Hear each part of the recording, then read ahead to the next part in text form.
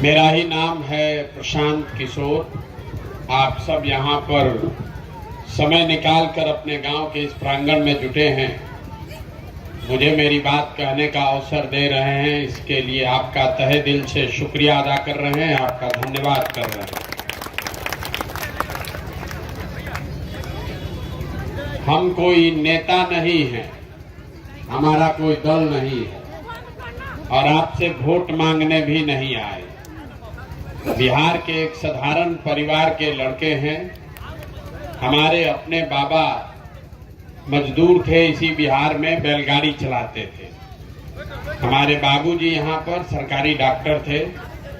यही सरकारी विद्यालयों से पढ़कर हमने अपना जीवन शुरू किया। माता पिता का आशीर्वाद है, ऊपर वाले की कृपा रही, जीवन में कुछ हासिल कर लिए। 10 बरस तक हमने संयुक्त राष्ट्र संघ में, भारत में, अमेरिका में, अफ्रीका में काम किया है।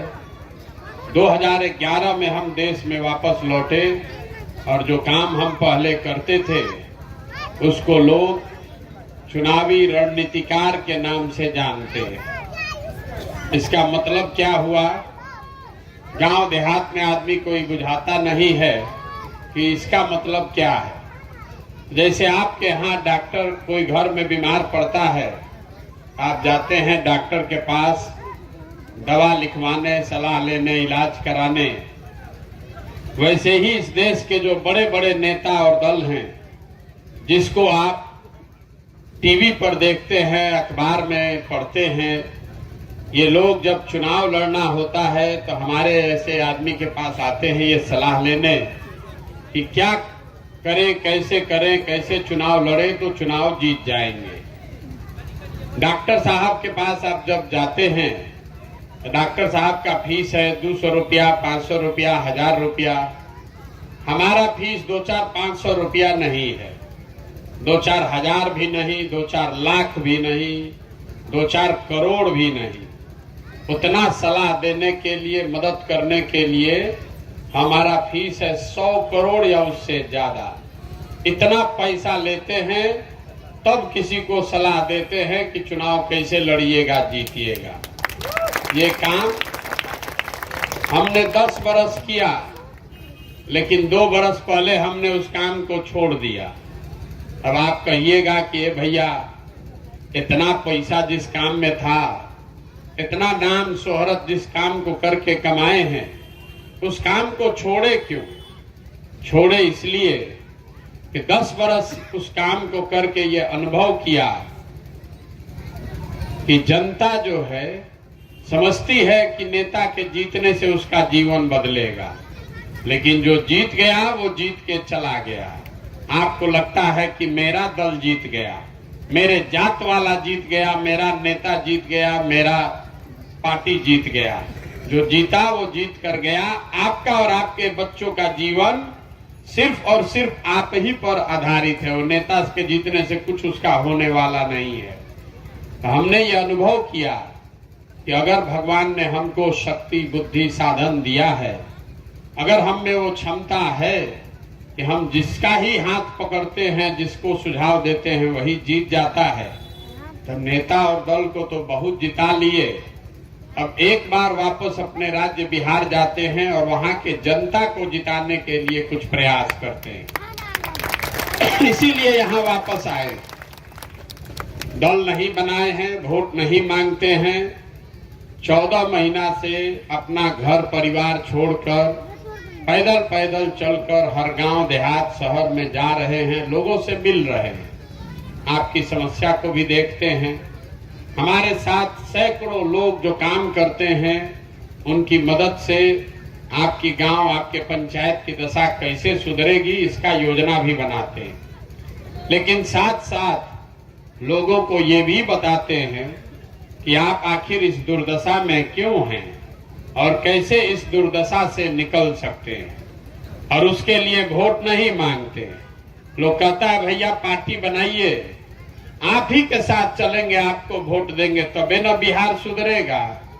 मेरे भाई, गांधी जी ने इस देश को आजाद कराया।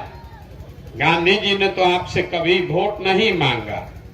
वोट लेकर गांधी जी ने देश को आजाद नहीं कराया। गांधी जी ने यहाँ के लोगों को समझाया, जगाया, आपको ये बताया कि अपने पैर पर खड़ा होइए, अपना कपड़ा खुद बनाइए, अपना लैट्रिन खुद साफ कीजिए, जात पात भेदभाव छुआछूत में मत पड़िए और आजादी से कम पर समझौता भी मत कीजिए। जब बात लोगों को समझ में आई, गांधी जी आगे आगे चले, पीछे से पूरा समाज चला, तो अब न देश आजाद हुआ। वोट मांगने से क्या होगा? 75 वर्ष से तो लोग वोट आपसे मांग ही रहे, आप वोट दे भी रहे हैं। 40-45 साल आप कांग्रेस को जिताए, 15 वर्ष आप लालू जी को जिताए, 18 वर्ष से अभी नीतीश कुमार मुख्यमंत्री हैं। दिल्ली में हम लोगों ने मोदी जी को भी बैठा कर देख लिया। बिहार में लोगों का और उनके बच्चों का जीवन नहीं सुधरा। तब अगर प्रशांत किशोर आए हैं, आप हम पर भरोसा कीजिएगा, हमको वोट दीजिएगा, तो इसका क्या गारंटी है कि जीतने के बाद हम भी आपके साथ धोखा न करें। जैसे दूसरा आदमी धोखा किया वैसे हम भी धोखा कर सकते हैं। इसीलिए हम वोट मांगते ही नहीं, आपको वो रास्ता बताएंगे जो अगर आपको समझ में आ जाए तो वोट जिसको देना है दे दीजिए, लेकिन आपके बच्चों के लिए पढ़ाई रोजगार का व्यवस्था कम से कम इतना जरूर हो जाएगा। हम अभी वही रास्ता आपको बताने आए हैं, आपको वो रास्ता बताएं। आप उस बात को 10 मिनट 15 मिनट में सुनिए, समझिए, ठीक लगे तो अपनाइए, न ठीक लगे तो जैसे जिंदगी चल रहा है वैसे चलाइए। हम आपको रास्ता बताएं, उससे पहले आप सबसे एक सवाल पूछेंगे। हम भाषण नहीं देते हैं, सवाल जवाब से ही ये बात होगी। हम अभी आपसे सवाल पूछेंगे, सबको हाँ या ना बोलना है हाथ उठाकर। यहाँ आप जितने लोग आए हैं जरा सोच के बताइए, आपके गांव में, आपके पंचायत में और कुछ हो या ना हो, सभी के बच्चों के पढ़ने के लिए अच्छी व्यवस्था होनी चाहिए कि नहीं होनी चाहिए? सबको बताना है, हाथ उठा के जोर से बोलिए तबे बुझाएगा। होना चाहिए नहीं होना चाहिए? हाथ नीचे कर लीजिए। हम नहीं बोले हैं, अभी आपने देखा, आपके गांव के लोगों ने कहा कि भैया पढ़ने का व्यवस्था तो जरूर होना चाहिए। आप में से बहुत सारे लोग हैं जिनको खुद पढ़ने का जीवन में अवसर नहीं मिला। इसमें कोई अनपढ़ है, कोई पढ़ा लिखा है, कोई अगड़ा है, कोई पिछड़ा है, कोई हिंदू, कोई मुसलमान, कोई महिला, कोई पुरुष, कोई धनी, कोई गरीब, लेकिन हर आदमी को इतना समझ है कि ना भाई पढ़ाई का व्यवस्था तो जरूर होना चाहिए। तो आप जितने समझदार लोग यहाँ आए हैं, जरा सोच के 1 मिनट में आप अपने अपने बच्चों का चेहरा याद कर लीजिए। हर आदमी अपने अपने बच्चे का चेहरा याद कर लीजिए और अपने बच्चों के नाम पर एक बार ईमानदारी से बताइए, यहाँ बैठे हुए किस आदमी ने, किस व्यक्ति ने अपने जीवन में एक बार भी बच्चों के पढ़ाई के लिए वोट किया है? देखिए, ये दुर्दशा है समझदार लोगों की। आप सब समझदार हैं, आपने अभी कहा कि ना भैया पढ़ाई तो होना ही चाहिए। क्यों कहा? इसलिए कि हर आदमी को मालूम है कि अगर उसका बच्चा पढ़ लिख जाए, पढ़ लिख के नौकरी पा जाए, तो नेता चाहे कोई बने, आपके बच्चे का जीवन सुधरेगा। लेकिन आज तक आप में से किसी ने जीवन में पढ़ाई के लिए वोट नहीं दिया है। और आप अकेले नहीं हैं, हम 4000 गांव से पैदल चल के आ रहे हैं। हर सभा में यही सवाल करते हैं और अभी तक बिहार में एक आदमी भी नहीं मिला जिसने ये कहा हो कि भैया हम पढ़ाई के लिए वोट देते हैं। तो मेरे भाई, जब आप पढ़ाई के लिए वोटे नहीं देते हैं तो पढ़ाई आपको मिलेगा कैसे? आपको मालूम है कि पढ़ाई होगा तो जीवन सुधरेगा, लेकिन आप पढ़ाई के लिए वोट नहीं दीजिएगा। आपको मालूम है कि यहाँ चीनी मिल चलने लगे, फैक्ट्री लग जाए तो आपके बच्चों को रोजगार मिलेगा, लेकिन आप फैक्ट्री रोजगार के लिए वोट नहीं देते। तो जब रोजगार पढ़ाई के लिए वोटे नहीं दिए तो मिलेगा कैसे? अब आप में से कोई खड़ा होके कहेगा, ए भैया किसको वोट दें, और अगर पढ़ाई रोजगार के लिए वोट देंगे तो इसका क्या गारंटी है कि पढ़ाई होगा। अभी हम आपको बताते हैं, एकदम इसका गारंटी है। हम नहीं कह रहे हैं, अभी आप ही कहिएगा। अब जरा सोच के सब लोग बताइए, अभी तक आपने जीवन में जिस चीज के लिए वोट दिया वो आपको मिला कि नहीं मिला। अरे जिस चीज के लिए नेता लोग को वोट दिए वो काम हुआ कि नहीं हुआ? नहीं हुआ। सब लोग कह रहा, फिर से बोलिए, काम हुआ कि नहीं हुआ? सब लोग कह रहा है काम जिस चीज के लिए वोट दिए वो नहीं मिला। सब लोग देखा है। अभी हम आपको गिनवाना शुरू करते हैं। अगर सही बोले तो हर आदमी को जोर से हाँ बोलना है, और गलत बोले तो सबको ना बोलना है। अभी आपके आंख के सामने से पर्दा हटेगा। यहाँ बिहार में गांव में हम लोग घर घर से 5 किलो अनाज के लिए मोदी जी को, भाजपा को वोट दिए हैं। तो बिहार में चाहे जितना चोरी भ्रष्टाचार है, 1 किलो चोरी करके 4 किलो अनाज आपको मिल रहा है कि नहीं मिल रहा है? सबको बोलना है, मिल रहा है कि नहीं मिल रहा है? आपने हमने वोट दिया हिंदू बन के अयोध्या में राम मंदिर बनाने के लिए, तो आपके गांव में स्कूल, अस्पताल, फैक्ट्री बने चाहे न बने, अयोध्या में राम मंदिर बन रहा है कि नहीं बन रहा? आपने हमने वोट दिया नीतीश कुमार को बिजली का दशा सुधारने के लिए, तो इसी बिहार में नीतीश के राज में बिजली का बिल 4000 आए कि 6000, घरे घरे बिजली आया है कि नहीं आया? आपने हमने वोट दिया जात के नाम पर अपने जात वाले नेता को, तो बिहार में आपके बच्चों के पढ़ाई रोजगार का चर्चा हो या न हो, जात का चर्चा और जात का गिनती दोनों घरे घर हुआ है कि नहीं हुआ है? आपने हमने वोट दिया सिलेंडर के लालच में मोदी जी को, तो सिलेंडर का दाम 1000 हो कि 1200, घरे घरे सिलेंडर मिला है कि नहीं मिला? आपने हमने वोट दिया मोदी जी का कहानी सुन के कि मोदी जी ने गुजरात में बड़ा विकास किया है, तो भैया गुजरात में विकास हो रहा है, फैक्ट्री वहां चल रही है, और बिहार के गांव समाज से बच्चे जाकर गुजरात में मजदूरी कर रहे हैं कि नहीं कर रहे हैं? तो अभी तो आप जोर से कहे कि हमको कुछ मिलबे नहीं किया। मेरे भाई, बोइएगा बबूल तो आम कहां से खाइएगा? वोट दीजिएगा 4 किलो अनाज के लिए तो रोजगार कहां से पाइएगा? जिस चीज के लिए वोट दिए हैं वही न मिलेगा। वोट चाहे आपने नीतीश को दिया कि मोदी को दिया, लालू को दिया कि कांग्रेस को दिया, जिस चीज के लिए भी आपने वोट दिया है वो आपको मिला है। इसी बिहार में मिला है। बिजली आई है, अनाज मिल रहा है, सड़क बना है, लेकिन आपने अपने जीवन में कभी अपने बच्चों के पढ़ाई और रोजगार के लिए वोट नहीं दिया। आप खुद कहे, हम नहीं बोले। तो जिस चीज के लिए आप वोट दिए नहीं है वो मिलेगा कैसे? यही बताने के लिए घूम रहे हैं। बिहार में 5 बरस आदमी बैठ के गाना गाता है, जहां 5 गो आदमी बैठा, ए भैया यहाँ रोजगारे नहीं है, ए भैया बिहार में बड़ा भ्रष्टाचार है, सड़क नहीं है, नाली नहीं है, इलाज नहीं है, अस्पताल नहीं है, किसी के पास खाने का ठिकाना नहीं है। और जब 5 वर्ष के बाद वोट देने आप जाइएगा तो ये सारा बात बहस भुला जाएगा। वोट के दिन बिहार के आदमी को खाली 4 गो बात बुझाता है, 4 ही बात। पहला बात, हमरा जात क्या है, और कौन हमरा जात का नेता खड़ा है।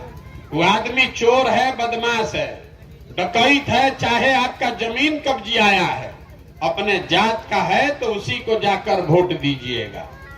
लेकिन ऐसा नहीं है कि बिहार में सब आदमी जाते पर वोट दे रहा है। अगर आप ऐसा सोचते हैं तो आपका भ्रम है। अगर हर आदमी यहाँ जात पर वोट देता तो मोदी जी को वोट कहां से मिलता? मोदी जी के जात का तो कोई बिहार में रहता ही नहीं है। तो जो जात से बचा वो धर्म में फंसा। भारत, पाकिस्तान, पुलवामा, सब हिंदू एक हो जाइए, मुसलमान नहीं जीतना चाहिए। अब की हाली पाकिस्तान को हम लोग को सबक सिखाना है। अपना बच्चा घर में खाए बगैर मर रहा है, अपना बच्चा बेरोजगार बैठा है, उसका चिंता नहीं है। पाकिस्तान पर बम गिराने के लिए पुलवामा के नाम पर जाके भाजपा को वोट दिए। मुसलमान नहीं जीतना चाहिए, तो जात से बचे तो धर्म में फंसे।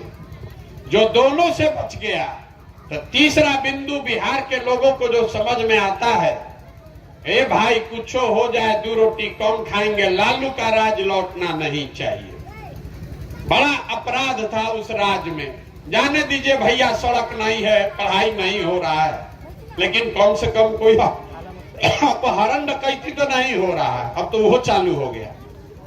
उसी तो चुनाव के एक दिन पहले तो भाजपा के विधायक को आप गाली देते हैं, आप वोट के दिन कहिएगा ना रे बाप ललटेन जीत रहा, चलो कमले को वोट दबाओ।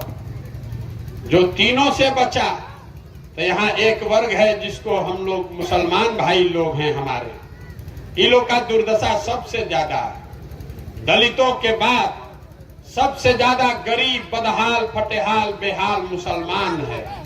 ये लोग कहता है कि भैया जिए चाहे मर जाएं, भाजपा को तो वोट दे नहीं सकते, भाजपा तो मुसलमान विरोधी पार्टी है। तो बिहार में बचा कौन? बिहार में तो भाई 2 ही दल है, एक मोदी जी का भाजपा, एगो लालू जी का ललटेन। नीतीश कुमार का तो पते नहीं है कि कितना देर ललटेन को लटकेंगे और कब उछल के कमल को बैठ जाएंगे।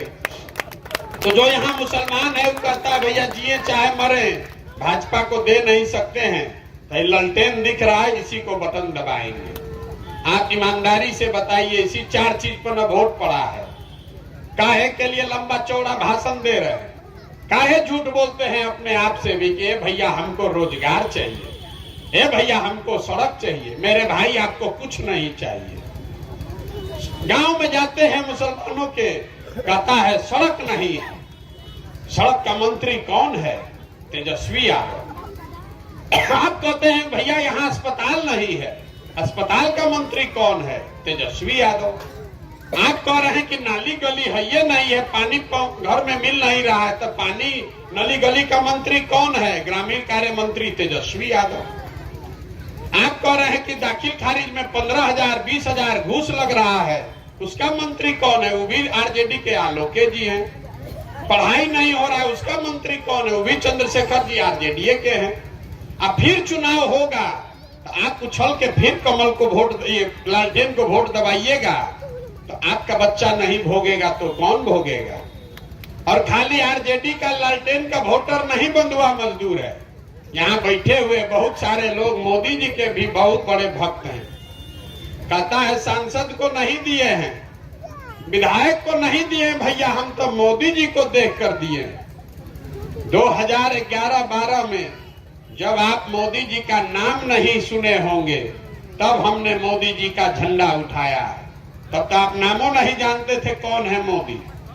आज हम ही से आदमी झगड़ा करता है, ए भैया आप बिहार में प्रयास कीजिए, दिल्ली में मोदी जी को रहने दीजिए। काहे? कहता है मोदी जी से देश का कल्याण होगा।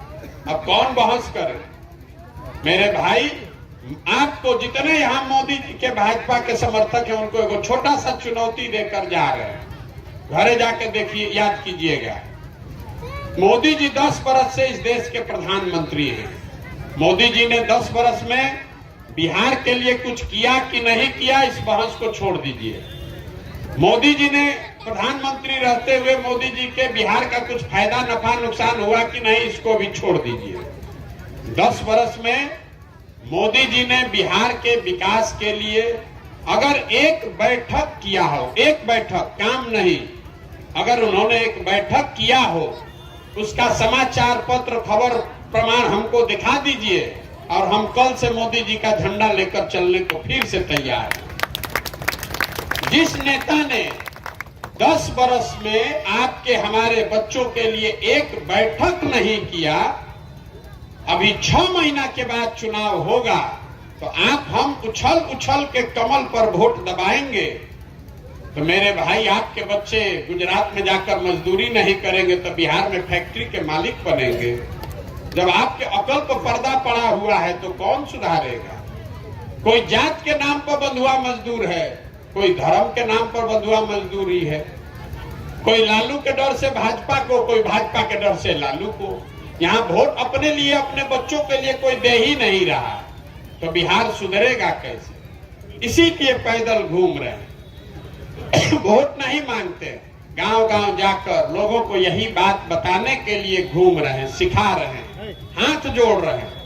आपको अभी एक पंक्ति का मंत्र देकर जाएंगे, अगर आपको बात समझ में आ जाए तो और कुछ हो या न हो, आपके बच्चों के लिए पढ़ाई रोजगार होगा। आप यहाँ बैठे हैं, आप जरा हमको बताइए, अगर आपके बच्चों की चिंता आप नहीं करोगे तो दुनिया में कोई आपके बच्चे का चिंता करेगा? भाई सबको बोलना है, करेगा? इतना आपको बुझा रहा है ना? अगर आपके बच्चे की चिंता आप नहीं करोगे तो कोई आपके बच्चों की चिंता नहीं करेगा। आपको अपने बच्चे का चिंता है। अभी हम आपके गांव से आ रहे हैं पैदल, अगर 100 को बच्चा मिला, आधे से ज्यादा बच्चों के शरीर पर शुद्ध कपड़ा नहीं है। यहाँ जितने बच्चे अभी घूम रहे हैं, ज्यादातर बच्चों के पैर में हवाई चप्पल नहीं है। आज सोमवार है, अभी बच्चा आपका होना चाहिए था स्कूल में, लेकिन आपका बच्चा खिचड़ी खा के रोड पर घूरा पर दौड़ रहा है आपको, लेकिन उसकी कोई चिंता नहीं है, कोई चिंता आपको नहीं है। यहाँ गांव में बैठ के आपको भारत पाकिस्तान पुलवामा समझ में आ रहा है। लालू जी का लड़का मुख्यमंत्री कैसे बनेगा उसका समीकरण बुझा रहा है। इंडिया अलायंस में क्या हो रहा है इसका चर्चा लोग कर रहा है। मोदी जी का 56 इंच का सीना भी आपको दिख रहा है, खाली अपने बच्चों की दुर्दशा नहीं दिख रही। यहाँ पर जितने लोग बैठे हैं, कहता भैया पढ़ाई नहीं हो रहा। हम दावे के साथ कह रहे हैं, कोई आप में से 5 आदमी भी आज तक स्कूल में नहीं गया होगा ये देखने के लिए कि भाई पढ़ाई क्यों नहीं हो रहा है। यहाँ अगर नाच आ जाए ऑर्केस्ट्रा का, पूरा जवार का 10,000 आदमी वहां देखेगा, जुटेगा, लेकिन अपने बच्चों के पढ़ाई के लिए आप एक दिन भी नहीं जाते। आपके हाथ, बच्चों के हाथ से किताब लेकर उसको तस्तरी पकड़ा दिया। सड़ा हुआ पिलुआ वाला खिचड़ी आपका बच्चा खा रहा है और आप उसी में खुश हैं कि साइकिल मिला कि नहीं, पोशाक मिला कि नहीं, खिचड़ी मिला कि नहीं, लेकिन कोई नहीं पूछ रहा है कि पढ़ाई हुआ कि नहीं। तो अगर आपका बच्चा पढ़ेगा ही नहीं, अगर आपका बच्चा पढ़ेगा ही नहीं, तो कोई मंत्री बन जाए, कोई सांसद बन जाए, आपके अनपढ़ बच्चे को कोई डॉक्टर, इंजीनियर, कलेक्टर नहीं बना सकता। उसको जीवन भर मजदूरी ही करना पड़ेगा। लेकिन यहाँ के आदमी को क्या अकल पैसा पत्थर पड़ा है, उसको ये नहीं चाहिए, उसको पढ़ाई नहीं चाहिए, रोजगार नहीं चाहिए। बैठे बैठे सोच रहा है कोई आता इसको सुधार देता। कैसे सुधार देगा? हमको कहता है, ए भैया आप बहुत पढ़े लिखे आदमी हैं, बड़ा मेहनत कर रहे हैं, बिहार में विकल्प ना नहीं था, आप आगे आगे चलिए, आपके साथ हम लोग सब चलेंगे, आप बिहार को सुधारिए। देखिए कैसे लोग यहाँ बुर्बक बनाता है। आप हमारे साथ चलने वाले हैं। जो समाज में लोग अपने बच्चों के साथ नहीं खड़े हैं, अपने बच्चों के आधा पेट खाकर सोने से आपका जात धर्म नहीं छूटा, तो हमारे 14 महीना चलने से आप सुधरने वाले हैं। आप कभी नहीं सुधरिएगा, कभी यहाँ का आदमी सुधरिए नहीं सकता।